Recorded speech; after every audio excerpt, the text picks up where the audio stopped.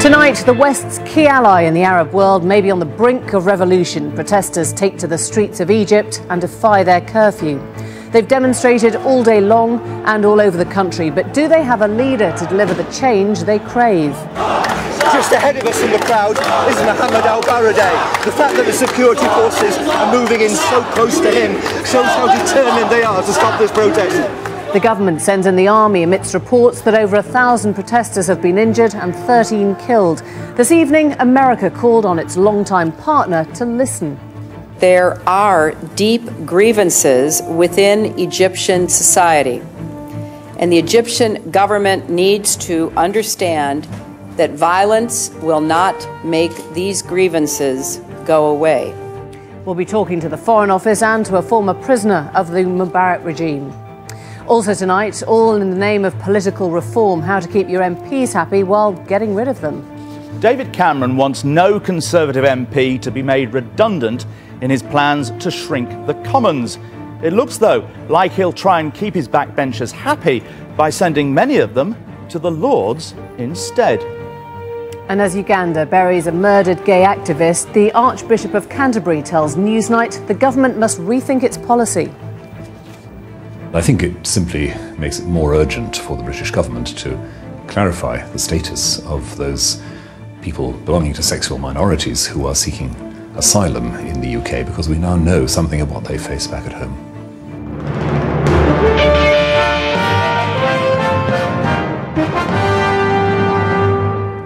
Hello, good evening. In the last few minutes, the Egyptian President Hosni Mubarak has appeared on television for the first time since protests engulfed his country.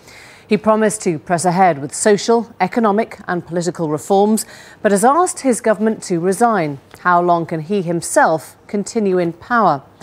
The West's closest ally in the Arab world has witnessed events which have not been seen for decades. Tens of thousands of protesters today taking to the streets of Egypt's cities, calling for an end to the 30-year rule of their president. Well, in response, the government put its troops on the streets and shut down social media, throwing communication across the country into chaos. Tonight, we ask what it would mean for the rest of the region, and indeed the world, if President Mubarak were to go. Let's get the latest from the ground first. Tim Hewell has spent the day on the streets in Cairo. A fire is blazing tonight in the headquarters of Egypt's ruling party as the 30-year regime of President Mubarak comes under unprecedented pressure. At the end of a day of extraordinary fast-moving events, thousands of demonstrators are challenging the army for control of the streets. With great courage or recklessness, they've surrounded these military vehicles, barring their progress. There are reports from some parts of Cairo that some military units have apparently failed to disperse protesters, possibly sympathising with them. But there are reports from other places too of the army's brutality. We thought that the army is with us, but suddenly we found the army is against us. They using their APCs to go over people, and people they were jumping from the bridge into the Nile. Yeah, no, not in the Nile, in the street, but from the bridge to save themselves. The authorities' resolve was clear from early morning as security forces lined the streets. Mobile phone networks were blocked. All radio stations but the state broadcaster went off air. Outside the mosque, where the main protest was due to start, a battle was already raging. Struggling somewhere invisible at the heart of this melee was the Nobel Peace Prize laureate Mohammed al-Baradei, returning to his homeland to support the protesters. But the state was showing him no respect. Just ahead of us in the crowd is Mohammed al-Baradei. The fact that the security forces are moving in so close to him shows how determined they are to stop this protest. Al-Baradei could only speak from the security of the mosque before later he was put under house arrest. The Egyptian people will take care of themselves. The Egyptian people will be the ones who will make the change. We are not waiting for help or assistance from the outside world, but what I expect from the outside world is to practice what to preach, is to defend the right of the Egyptian for their universal values. Outside, Egyptians were desperate to give vent to long-suppressed rage. We are here in the streets until Mubarak. Until Mubarak announces that he accepts our requirements and our slogans. We need him to leave in 48 hours. After 48 hours, we will judge him in any court, in Egyptian court, in the people court. We will punish him after 48 hours. This is the time for European Union to support Egypt, Egyptian, not the president, not the regime. The government. This is a chaotic, spontaneous uprising by ordinary Egyptians of every kind. Existing political groups have got left far behind, and this gives the lie to the preconception that a decisive challenge to the regime could only come from the forces of political Islam. Among the demonstrators, there were almost no bearded Islamists to be seen. There were members of the ruling National Democratic Party tearing up their membership cards. You're tearing up your membership card. For hours, the police sought to beat the crowds back with tear gas and rubber bullets. But defiance grew. Already by mid-afternoon below this bridge, protesters seemed to be kettling the police rather than the other way round, as two separate marches met up. I've been out all day on the streets of the Egyptian capital where there's tear gas in the air and people of all kinds are demanding the end of the regime. Watching from a safe distance, there were those who feared their country's descent into chaos.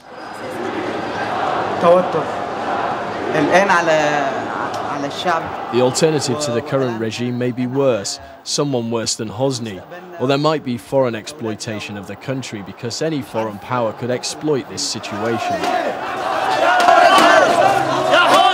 But on the street, over and over again, the chant was the same. The people demand the fall of the regime. The police is a friend of us. That's the people said, but suddenly I found police start hitting the people. They had a stick.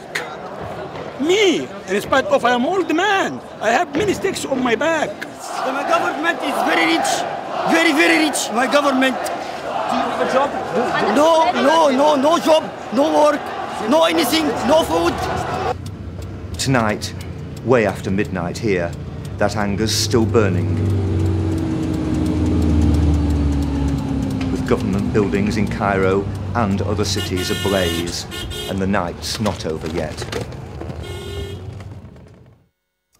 Tim Hewell with that report from Cairo. So what are the chances of President Mubarak clinging on to power? Our diplomatic editor, Mark Urban, is with me now. And events are moving sort of too fast for us in a sense, Mark, because he's just been speaking, first televised appearance since the protests began. Just give us your sense of what the President's saying now. Well, he came across as very clearly in charge. His tone was measured, calm. You could say if those around you are losing your heads, you maybe have not appreciated the gravity of the situation in President Mubarak's case. But certainly he tried to project an image of someone who was in control of events.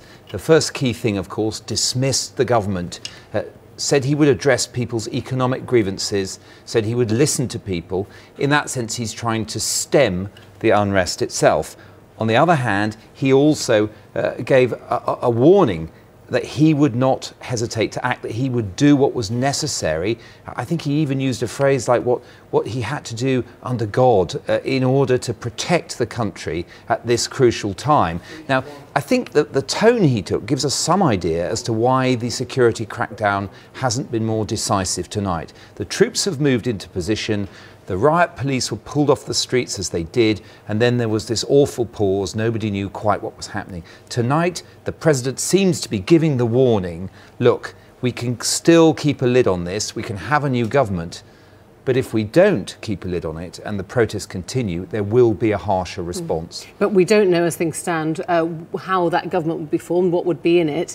And this chant that the protesters have been using, bread, freedom, social justice, does what he has promised or talked about promising so far this evening suggest that he's looking at that social justice, you know, the rising food prices, economic hardship? Can he actually deal with those questions? I think he came across, both in his appearance, an octogenarian with dyed black hair, the suave suit, and in the message as a very traditional Arab strongman type of leader, and in that sense self-evidently doesn't appreciate the magnitude of the forces that are sweeping through the Arab world and North Africa at the moment. The package he set out is very similar to packages that other Arab heads of state have used when confronted with serious internal crises. In other words, the Pharaoh figure cannot be wrong, but maybe he's ill-advised. Get rid of the Grand Vizier figure, the Prime Minister. Now, he obviously thinks that will be enough. I think you're quite right to express scepticism that those people on the streets will accept that sacking the government and introducing perhaps some economic measures to ease the poverty in the country and the unemployment will in itself be enough. But President Mubarak appears to think so. And he also used this phrase of telling the people to be aware of examples of instability around us. I think we can now just play a little bit of what President Mubarak was saying earlier. Let's see if we can listen in. As a President of the Republic, and given my prerogatives accorded to me by the Constitution as a ruler, I have stressed, and I will remain stressing, that the will of the people, and I will keep my right to exercise my right as long as it is within the legality and the respect of the law. Hosni Mubarak speaking literally in the last sort of 20 minutes or so. Tim Huell is in Cairo for us, and it's late at night there, Tim. So what kind of reaction, if any, is filtering through to the streets from this?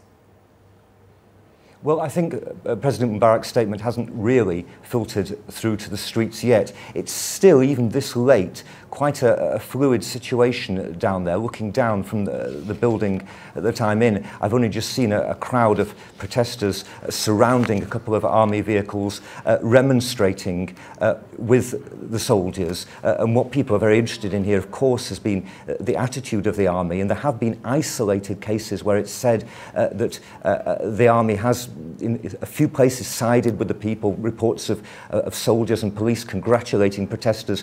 But I think that's still very much the exception, because I've also heard gunfire in the last half hour, which suggests that there are still battles going on. So are you expecting that what he said this evening will be enough to quell more protests on the streets tomorrow? Well, we'll have to see. There's this offer, of course, to replace the entire government, including the Prime Minister. But, of course, for many people, the demand on the streets has been very specifically from Mubarak himself after 30 years to go. I think the protesters, certainly some protesters, will regroup tomorrow. There's a momentum that's been created that it's quite hard to see will actually now dissipate here. Tim, thanks very much. Just back to you briefly, Mark. Where does this leave the West in its response now? Because it's quite a difficult position. They don't know whether he's staying, whether he's going. He's a big ally for America and the UK. It is a difficult position, but in a sense, they've gone early.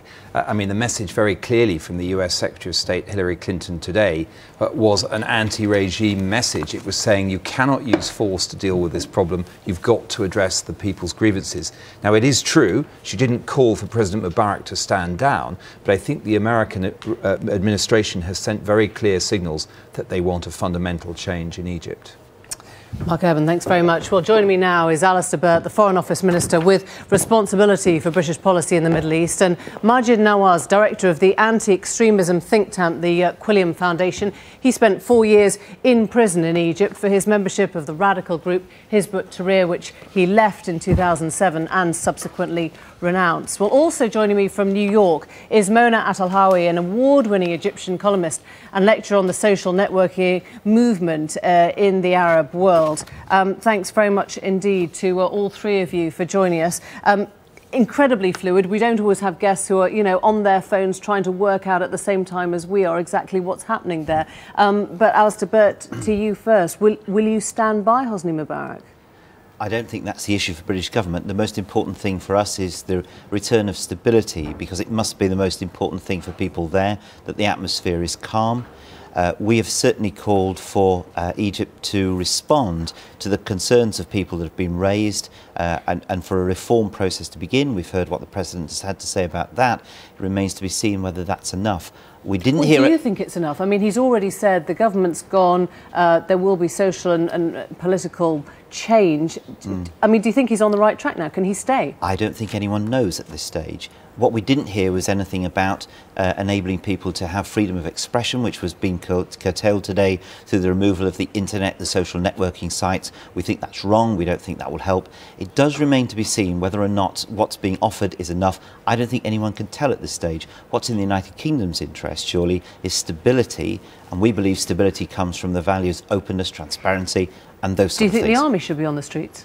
Again, that's not a question for us. Clearly, it's important to keep order and keep people safe. I think one of the interesting things will be what attitude the army takes to what has been going on. Again, that is unclear. They've moved to safeguard television stations and things like that, but their attitude to the people is very important. And I will bring in our other guests in a second, but the trouble is, it is imperative at some stage that you send out a clear signal. Of course, it's not your country, it's the Egyptians' country, but you have to decide whether you essentially have confidence in Hosni Mubarak still, or if you don't. What we want to have confidence in is an Egypt which has recognised the need for change, the need for reform, and the need to uphold the values. So you could still work with him? I mean, if he stays, you can still work with him? It's in the interest of the United Kingdom to work with most governments, but clearly we've made it very clear that listening to the genuine grievances of the people will be absolutely vital if stability is to return to Egypt under any authority.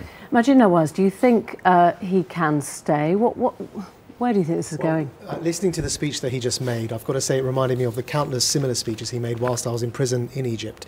Dismiss the Prime Minister and his government is simply not enough. The people are calling for Mubarak, who's a so-called elected, pseudo-elected president who's been in power for 30 years under ruling by an iron fist with an emergency law in a state that's institutionalized torture in that country, and people want him to go. And the interesting thing here is that the people who want him to go are not the people that we would have usually looked to in Egypt and said that if Mubarak is removed, he'll be replaced by a certain form of government, meaning the Islamists. No, in this case we have young Democrats, people who want democratic change in Egypt, in their thousands on the streets calling for this tyrant to be removed. They're on the streets, but who do they have in mind as a leader? There are a number of leaders who have a national status in Egypt. One of them is my former cellmate, Ayman Noor. He's the leader of the Tomorrow Party. I served time with him in prison because he was incarcerated after having the audacity to challenge Mubarak in the elections. Another one is Baradei, who's so essentially got to be a political prisoner for it to be a legitimate voice. Is that what you think? I think Baradei is another one who hasn't been a political figure and a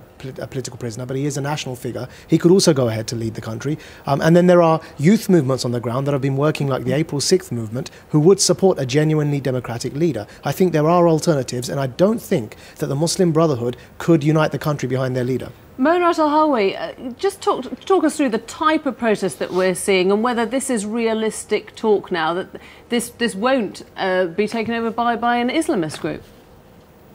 I have to start by saying that this is a tidal wave of Arabs across the region. We're seeing it in Tunisia, we're seeing it in Egypt, who are demanding freedom and dignity. And I urge your foreign office guest there to take the side of the Egyptian people, because for too long they've taken the side of stability. And my people, the Egyptians, have paid the cost in terms of freedom and dignity.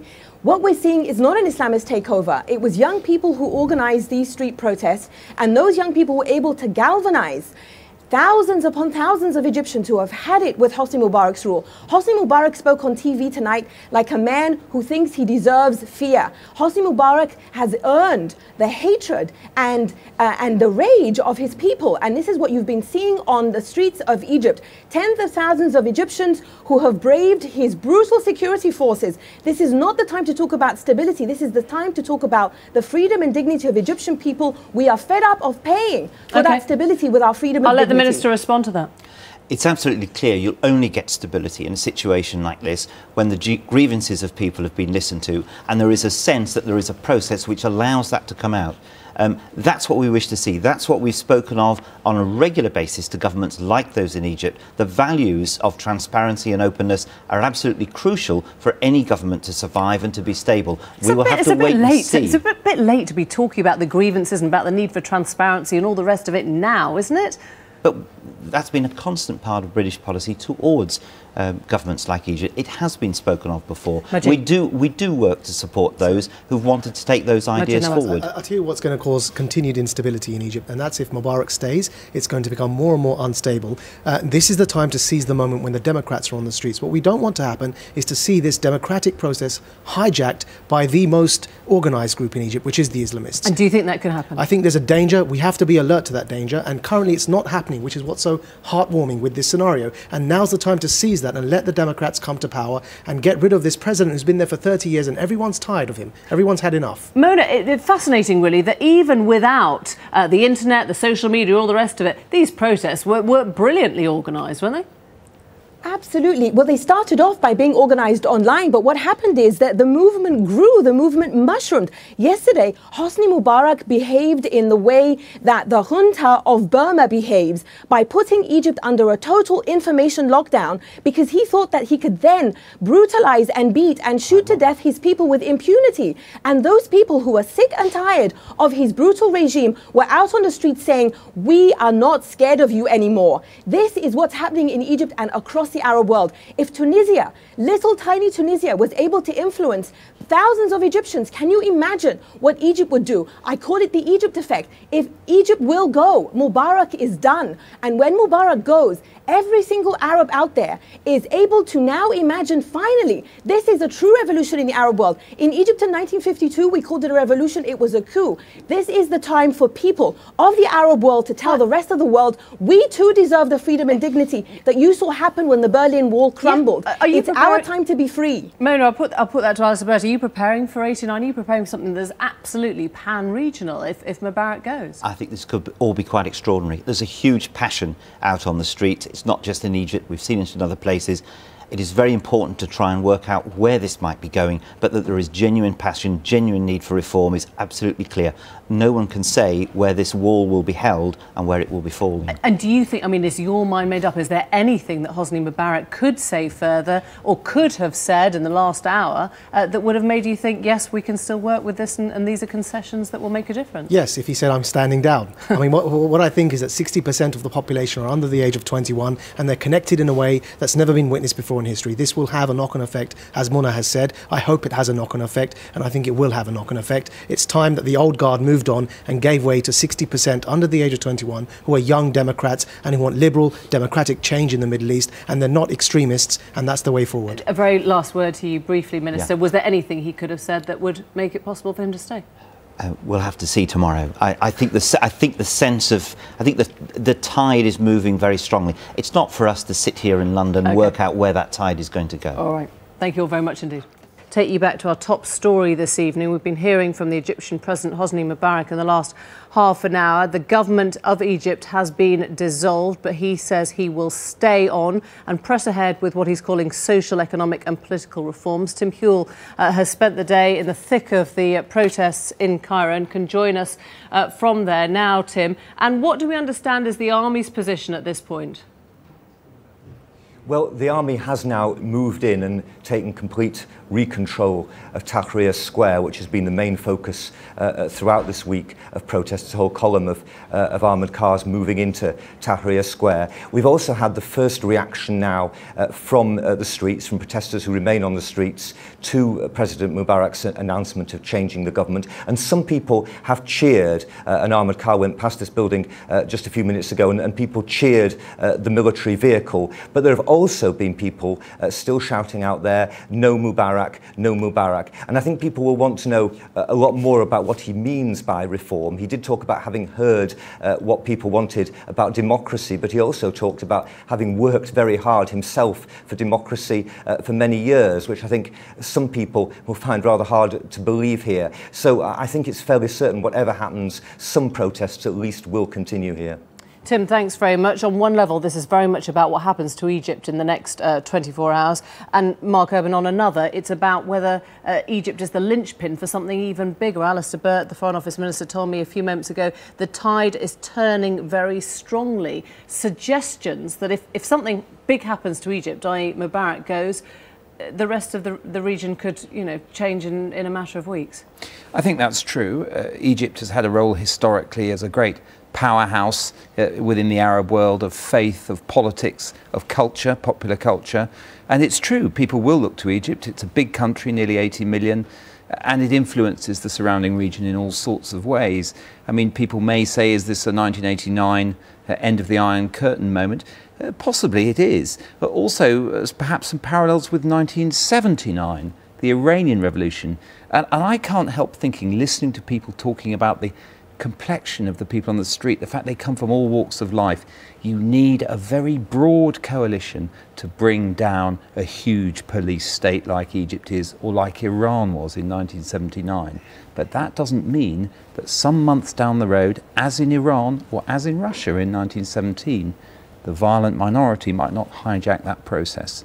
So the changes that are beginning could be epic in scale, but quite uncertain in their outcome. Mark Urban, thanks very much. Well, that's all from us from Newsnight tonight. The review show is up next and looks at the ongoing battle between news and entertainment. We're back on Monday. Have a great weekend. Good night.